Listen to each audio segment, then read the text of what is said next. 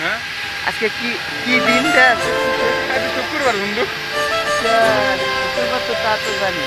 তো কি কি মানে কি বুঝাইতেছ? এটা মুসলমানদের কিন্তু ভালো একটা দিন।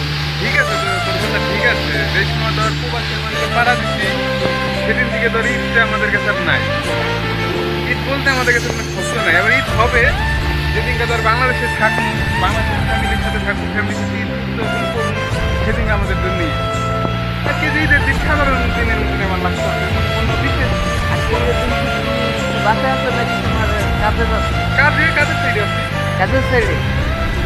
আর এর নামে প্রবাস, তাহলে ছেলেদের ঈদ বলতে কোনো গাড়িতে কোনো ছেলেদের ঈদ আছে, যারা ফ্যামিলির সাথে আছে, যারা পরিবারের সাথে আছে, কিংবা যারা তার প্রিয় মানুষের সাথে আছে, তাদের জন্য ঈদ আছে।